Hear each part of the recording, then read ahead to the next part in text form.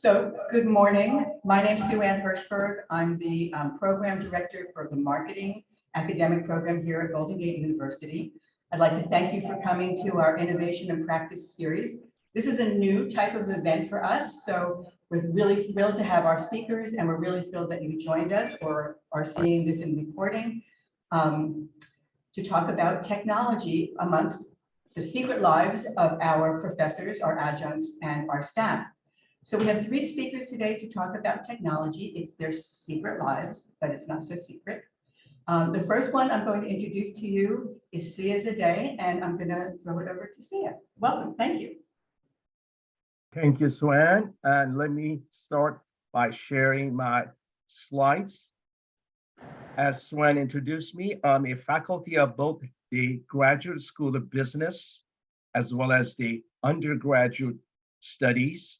I'm associate professor and a data scientist, and my focus at Golden Gate University has been on data science, data analytics, business analytics. So today I would like to share with you briefly one of my pet projects and the topic that is very dear and near to me, and that's artificial intelligence, an example of its use in the healthcare industry. So let's start with defining artificial intelligence. The definition of artificial intelligence has evolved throughout the past 2-3 decades. The most recent and technical definition, it's basically the study and design of intelligent agents, quote unquote, which basically is to understand the environment and situations surrounding any transactions and try to optimize a decision to make sure it's a successful operation or transaction. Now, this may not mean much to many of you at the moment, but bear with me and we're going to get into more example of it. And historically, basically, they've used different definitions. Started out with saying that it's basically is a virtual human decision-making process. But ultimately, what I like you to remember is that artificial intelligence is the collaboration between man and machine. And it's how man would use and utilize it that would be beneficial to the society at large and to businesses in general. So let's take a look at it, what really it is. It is currently a branch of analytics, data science, or computer science, depending on which field or discipline you are studying. But it is basically, it is ultimately a subset of computer sciences that focuses on machine-driven automation of intelligence and human intelligence, trying to mimic our decision-making process. And we're going to look at it and see what it's really constituted of. Artificial intelligence is basically a set of various technologies. One of these key subsets is machine learning. Machine learning is automation of basic, repeatable, routine tasks. A more advanced version of that is known as deep learning, where it actually tries to really understand the intricacies and nuances of decision-making and try to provide advanced algorithms to really optimize that decision-making process. It also includes natural language processing, which is automation of text processing, as well as the automation of audio and visual or automatic speech recognition. Now, this by no means an exhaustive list. There are, depending on the industry, other subset of technologies.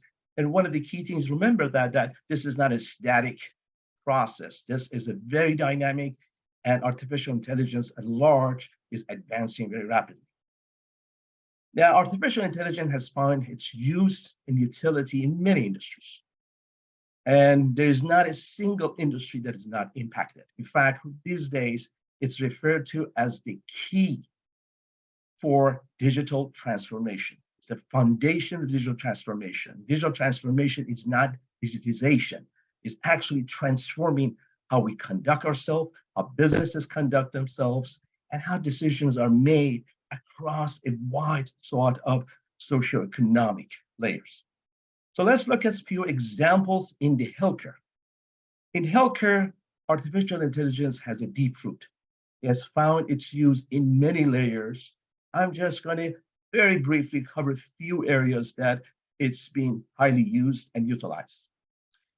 It's one of the earliest approach to health monitoring, your physical fitness monitoring, and that's why it has led to the development and proliferation of wearables. Wearables are those devices that you wear around your wrist, such as the Apple Watch or the Fitbit device, that basically at the moment is currently used mostly for wellness. And we got to differentiate between healthcare and wellness because healthcare often implies clinical applications of technology.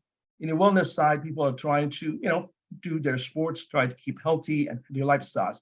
But those two are actually merging together and converging together. A key technology used for that purpose is machine learning, natural language processing, spatial recognition, because based on the device you use, you could interact with it, keep track of your wellness history, which actually could become a foundation for your clinical and your health condition too. It is used in some key diseases, especially chronic diseases. Obesity is one of the top chronic diseases that incurs significant costs to our overall cost of healthcare.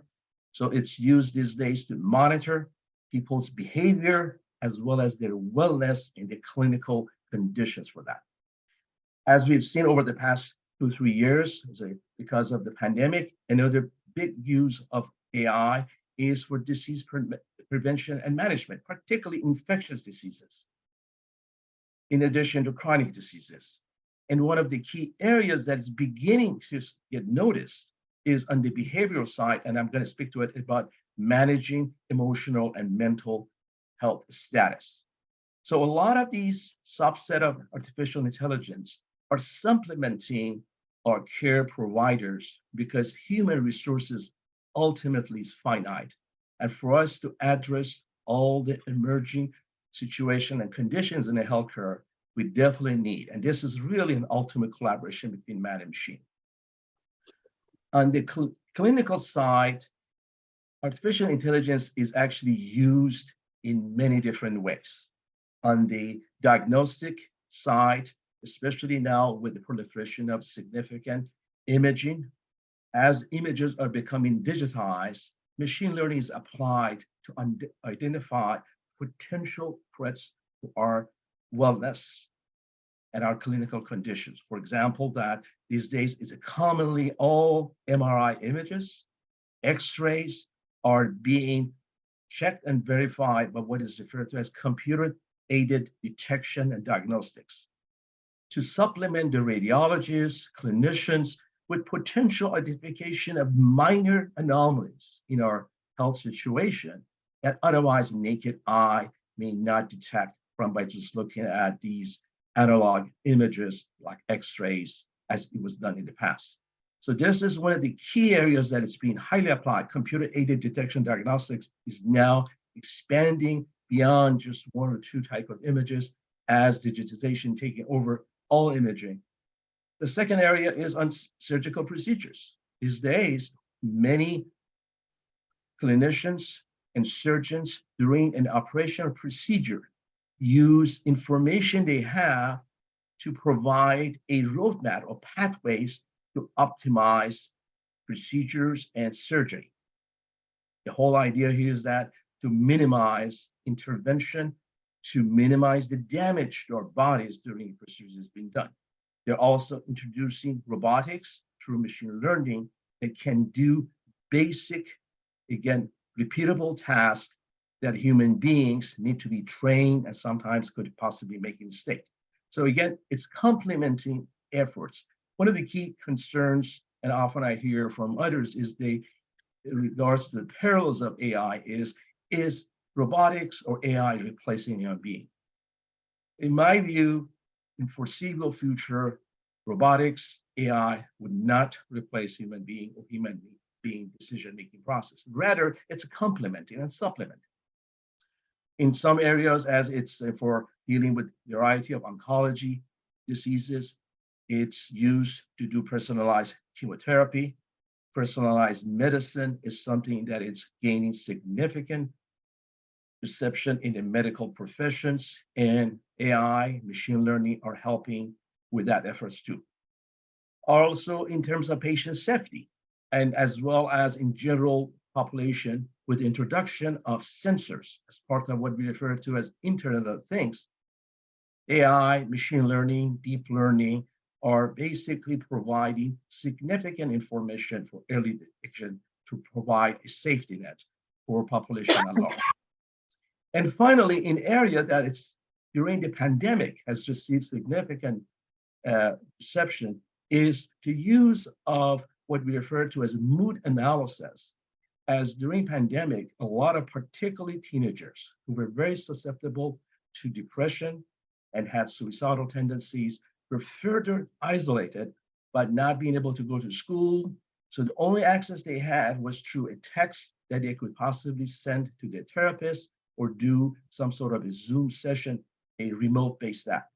During this period, that virtual interaction between care providers and patients were the dominant mode of care delivery.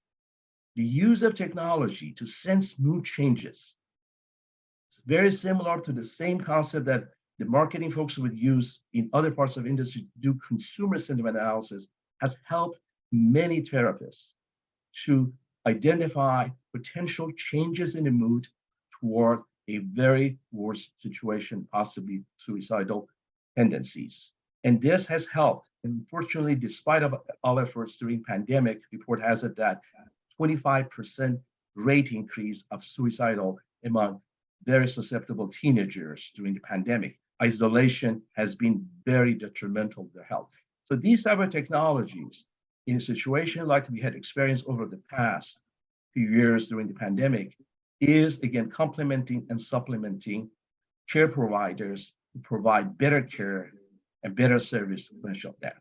So these are a few examples of the use of AI in the healthcare industry. I'm going to stop here now and pass it on to my colleague Suan to see if there's any questions. Thank you, Sia. Since we have a manageable group here today, we're going to open it up to the audience to see if they would like to ask these questions themselves. So, Zenas? What? Oh.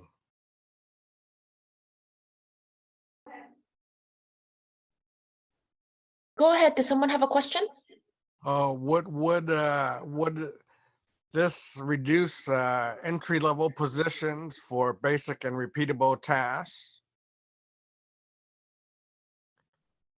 If I heard the question correctly, that are you asking that if AI or machine learning or automation that is happening across many industries, include that, is reducing the basic positions that requires the human being conduct those routine tasks? Is that what I heard as a question?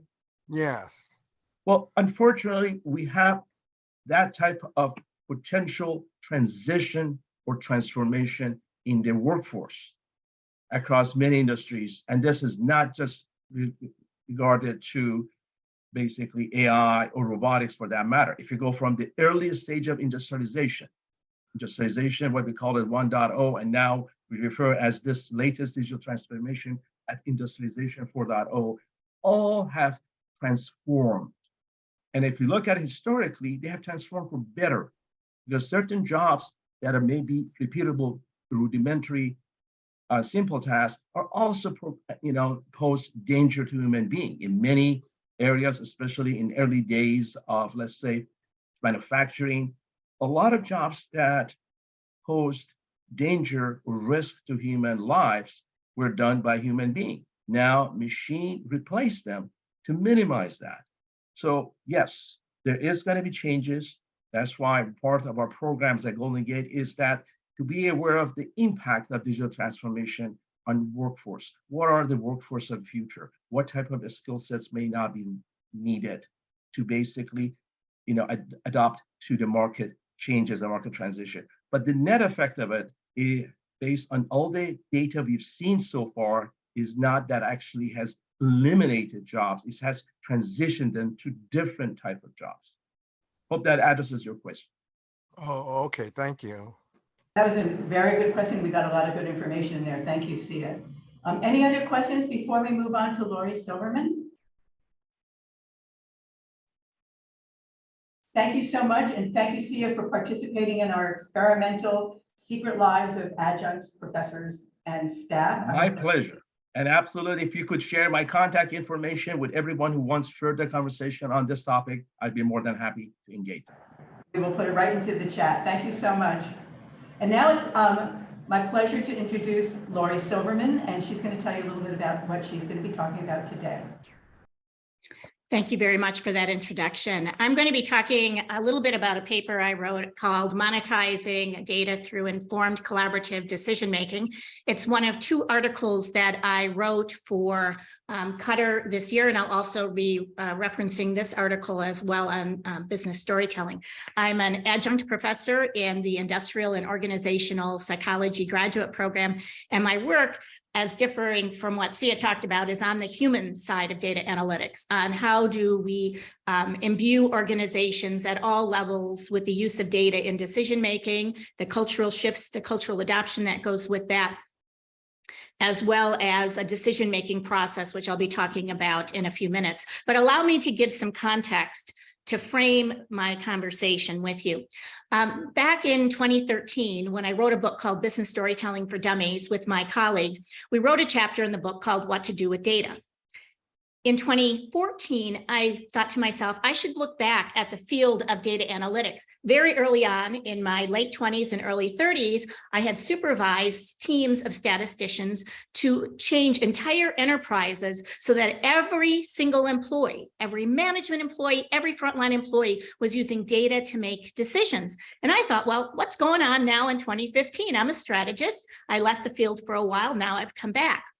And what I realized when I did a review of all the literature that was out there is that there were huge gaps that shocked me. The gaps were things like there was no decision-making framework that people were offering up in the field. People were focused solely on the data, not on results. Data management, data strategy, data architecture, but they weren't talking about like what to do with the data and how do we get the results or the value that executives, the CEOs that I was working with, were looking for. Also, the field of data storytelling had somehow confused, and still does to this day, data visualization with data storytelling, and they are 2 completely different things.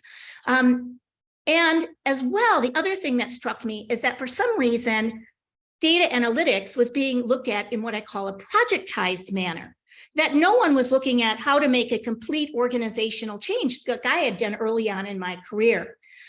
So I said to myself, what's missing? What's missing in all of this? And for me, it boils down to 2 things. Now, you might say to yourself, are these things really missing? If you follow New Vantage Partners research, they've been doing research in the field of data analytics on how organizations are progressing for the last 10 years. They would tell you that what I saw several years ago is not getting better. It's actually getting worse. And so for me, when I sat back and I said, what are the root causes of what's causing organizations not to embrace analytics like I had seen early on in my career, 2 things came to mind. The first is something that I'm going to talk about is brain research. In the article that I wrote on the vital role of business storytelling, I actually summarized for the first time all the brain research that's been looked at relative to how does the brain receive data and why is it that using narrative story actually helps the brain to make decisions. I also talk about this in a 1-hour LinkedIn live show that I did with Karen Dietz on my YouTube channel called Level Up with Lori. If you would like more information, just reach out to me on LinkedIn. The short of it is that the human brain doesn't like data at all. And it needs emotions to make decisions. And yet, almost all the work that's being done in the analytics field is to try to make things objective, not subjective, take the emotions out of it, when in fact, that is what the human brain requires to make decisions. If we take emotions out of it, what people do is they move into debate. They talk about whether or not we have the right data, or are we looking at the data in the right way? Are we analyzing it correctly? Are there other things and factors that we haven't looked at before? And we want to move away from that debate to actually getting people to make decisions to implement them. Because if we do not do that, then we don't get value out of the work that we're doing. The second piece, and I think, and I've been speaking about this now for a couple of years, and it gets a lot of pushback, is that I believe we're focused on the wrong mindset. We're all focused on the data, when what we should be doing is being focused on decision-making. And so I would suggest to you that we should be replacing data strategy with decision strategy, or data architecture with decision architecture, or data analytics with decision analytics. That we need to be thinking about the use of the data, not just the focus on the front end of the equation, which is what data do we use throughout the decision-making process. Now, I've been talking about this around the world since 2015. I will tell you that in the analytics community, the pushback is huge, because my views are counter to the work that's being done. And when people say to me, I just had a CEO of a technology company call me last week about this, and he said, what do you think is the cause of this? Unfortunately, in my eyes, I believe the cause is the plethora of technology companies that have come forward that are looking to sell products, software applications, and other sorts of things that are keeping us from looking at the human side. So in the article that I wrote on monetizing data through informed collaborative decision-making, I outlined for you the argument about why I believe we need to be focused on decision-making. I also present a model called SMARTER, which is the decision-making framework that we have developed over the past several years. The SMARTER word is an acronym for set context, which is the most important part of looking at a data initiative. And by the way, I don't see this as projectized. I believe we can do this work at the frontline level with all the different decisions that are being made daily by employees. Then the M stands for managing the data, the A for assuring confidence. And a confidence is not just in the data, but confidence is also in the people who are doing the work. Then the R is for revealing insights. We talk about 3 types of insights: knowledge insights, current state insights, and future state insights. The T is for taking a stand, the E is for executing decisions, and the R is for relaying results. The decision-making framework itself, just to summarize, includes things that most decision-making frameworks do not include, and that is strategic thinking, intuition as a form of data, looking at unknown and unknowable data, human emotions, tangible business value, and something called meaning making. With that in mind, I'll end and open it up for questions. Questions from our audience, our attendees?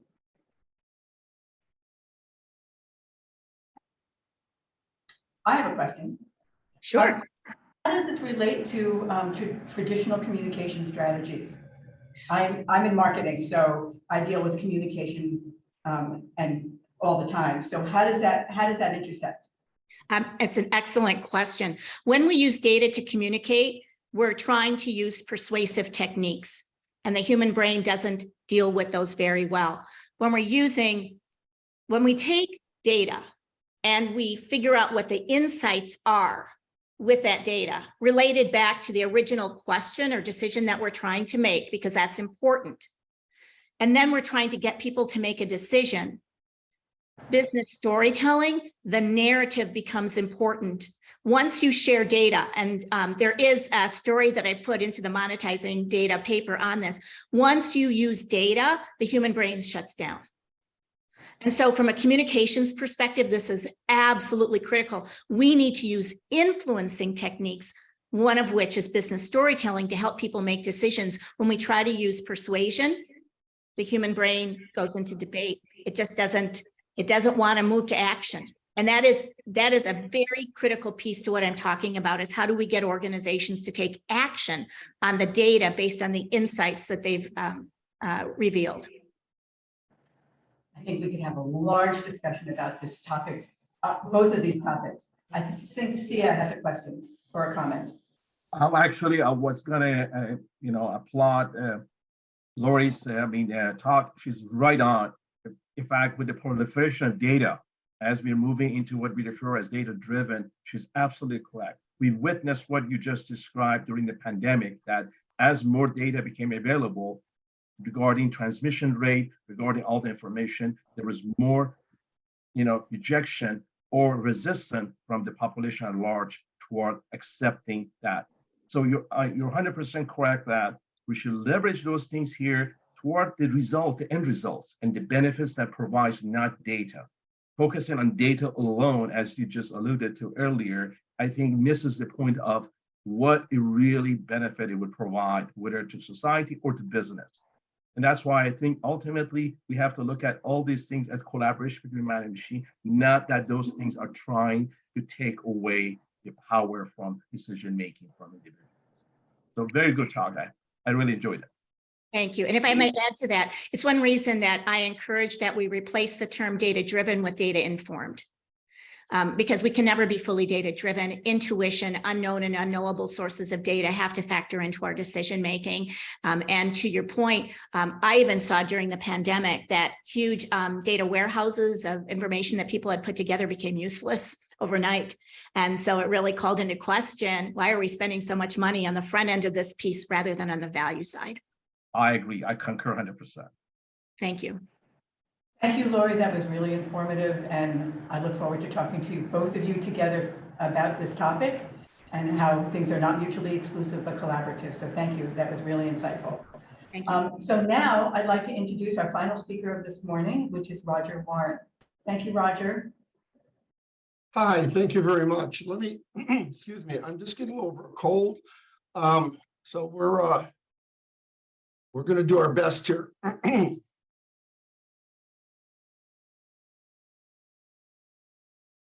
I can't, there it goes.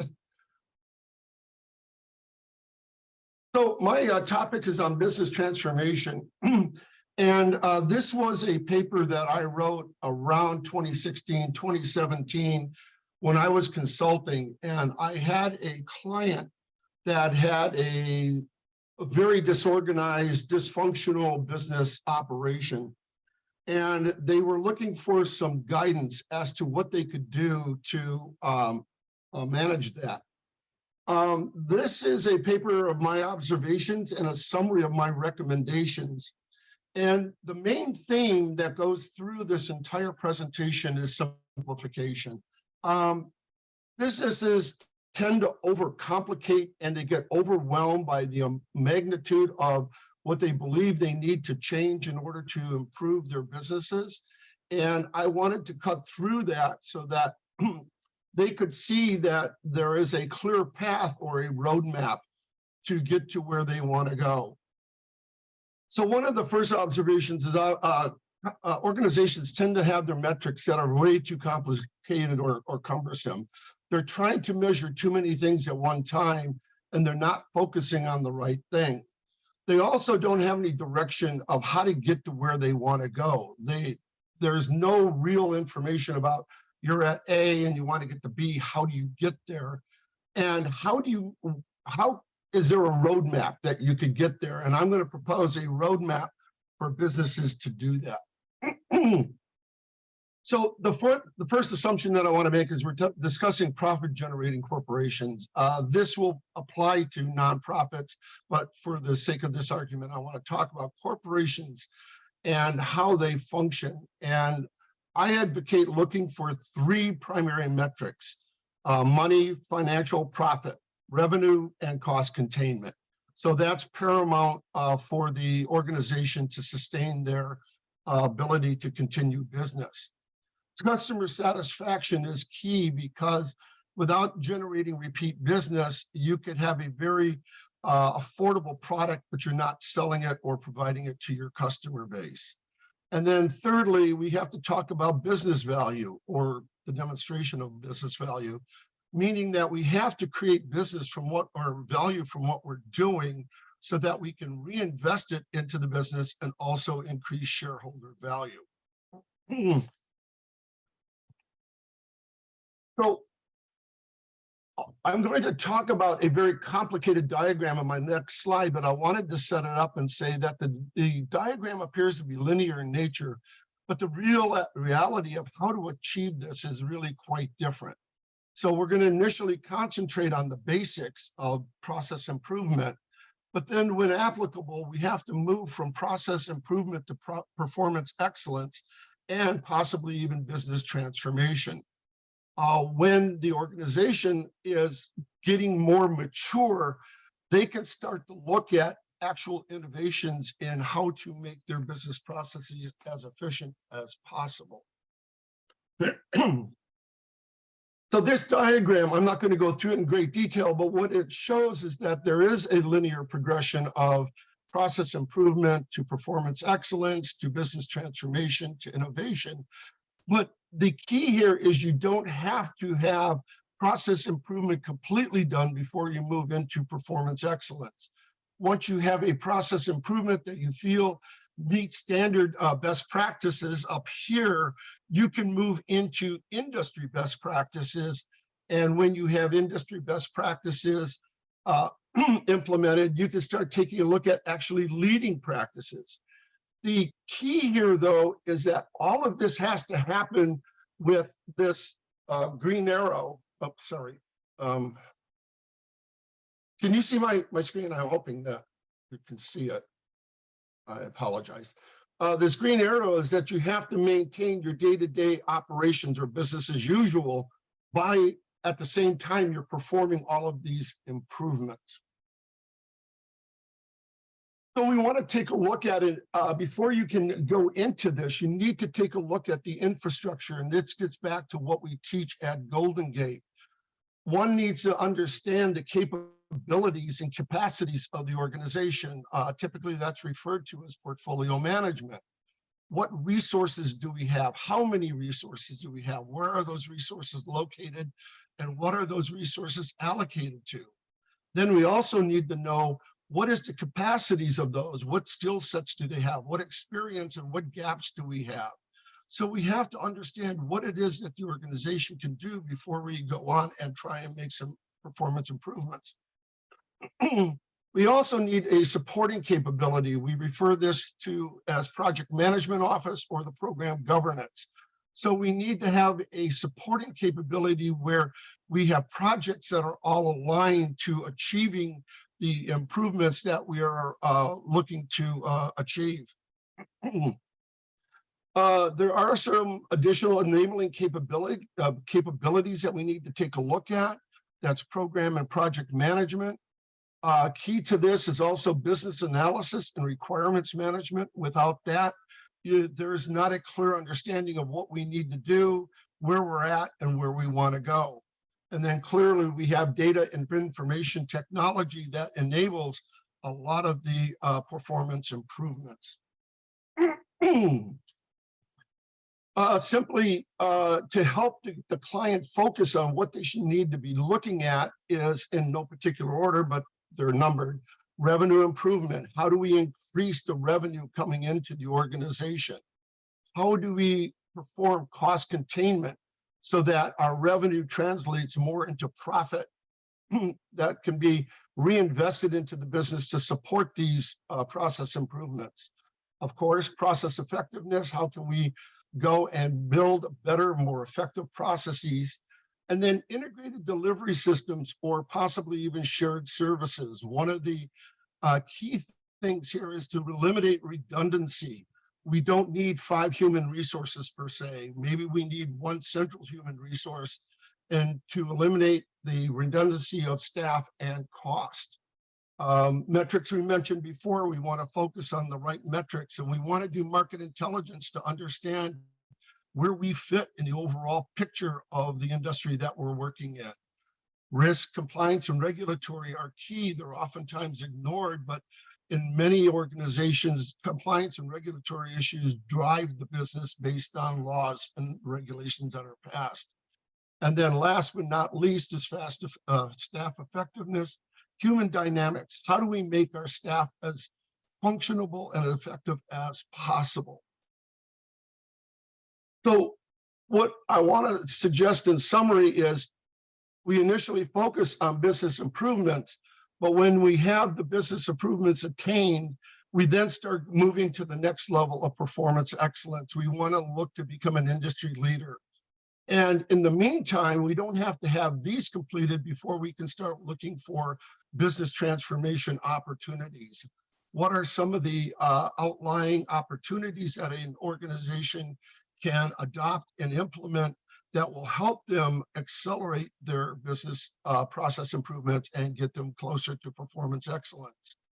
And then where you have capacity and capability, innovate. Look for new ways of doing the same business that you've been doing so that you can become an industry leader.